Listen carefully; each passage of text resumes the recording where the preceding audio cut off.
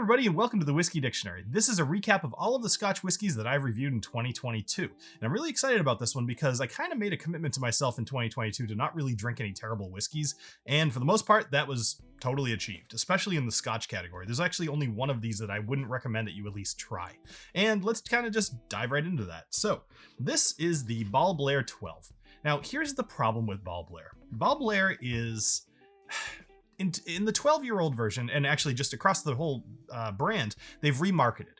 And they say that they haven't changed the juice whatsoever. And I agree with that, because why would they say that if it's not true? Because somebody's going to call them out on it. People know things, right? They completely remarketed. And I think this is what happened. I think that Scotch has gotten so popular in the last few years, and rightly so, that people can't, like, the prices have increased, especially with the taxes that went on. I think people aren't buying the 18-year-old or the 21-year-old as much. They're buying the 15 and the 12. And because of that, a lot of these companies are running out of stock, and they are just struggling to keep up with that 12-year-old. However, in the past, I think, Ball Blair, they put out these age range numbers. It was like the 1995 version or whatever. But what happened here is I think that they're only putting 12-year-old whiskey in these, whereas in the past, they would aim for the proper profile and they would maybe add some 15 or some 18 or whatever to make it taste really good. In this case, they're like, oh my gosh, is that barrel 12-year? Yeah, or dump it in the, I think that's what a lot of these companies are going through, because I've noticed a decline on quality across the board on 12-year-old whiskeys. But anyway, sorry, I'm a little bit of a rant, but the 12-year-old, skip it. It's thin, it's boring, it's not very good. If you want Ball Blair, like I said, get one of those yearly releases or go to the 15. The 15 is actually pretty good this year. So skip the Ball Blair. Up next, we have, and this one was a little bit of a disappointment. This is the Laphroaig Carchis Warehouse 1.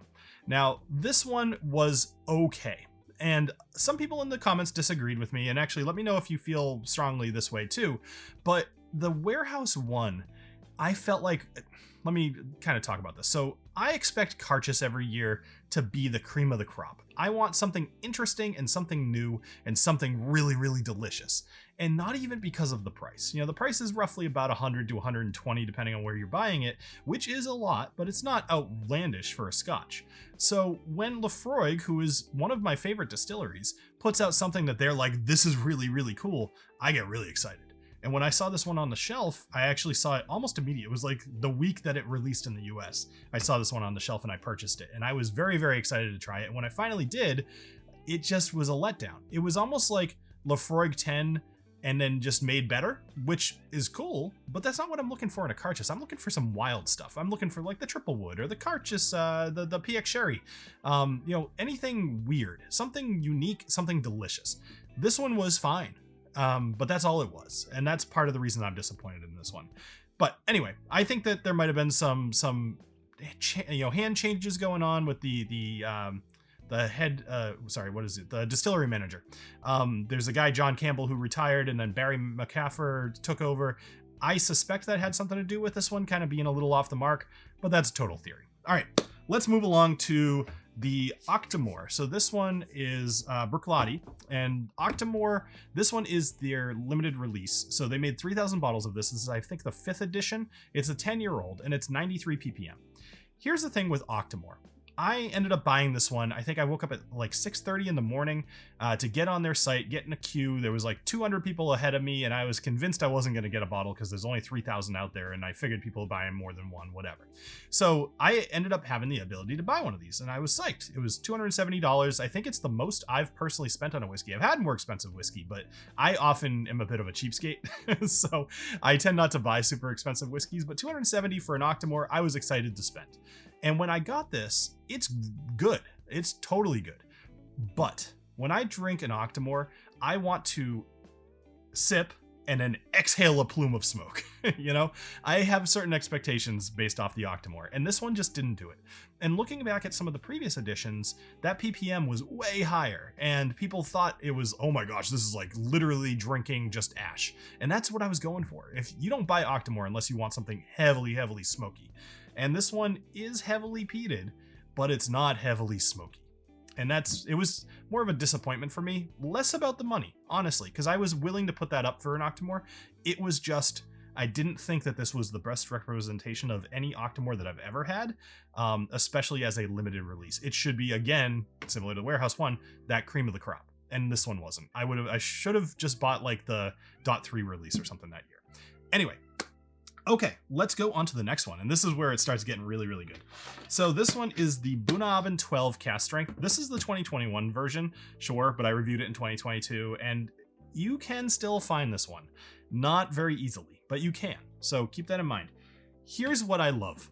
Bunnahabhain 12, just the regular 12, is one of my favorite scotches. I think it's so easy to drink. It's light, it's fruity, it's like delicious. It's just everything about it is great. Even the price is fantastic. I think it's like $50. This one is everything that is and then better. And it's one of those instances where the cask strength version is just better in every conceivable way than the regular version, and that's what it should be.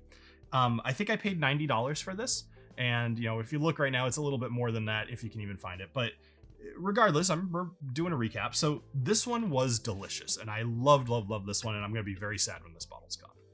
Let's move on to the next. Now, it was a little bit of a choice between these two, but when I really thought about it, there was only one that was going to be my top whiskey this year, and number 2 is A Tale of the Forest. Now, Glenmorangie, I'm very excited about their Tales series. I think that so far the Tale of Cake was delicious.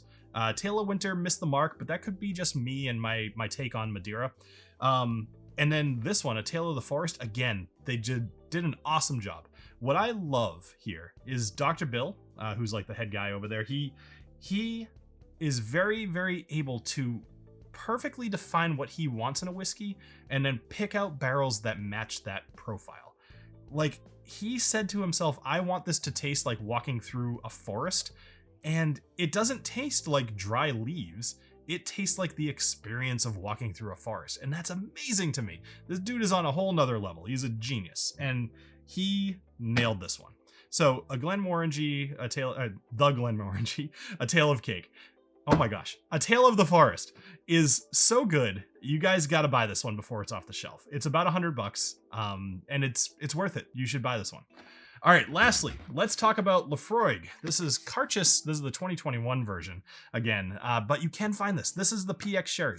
Now, this is an amazing whiskey from first sip, and I am going to love every drop of this until I kill the bottle.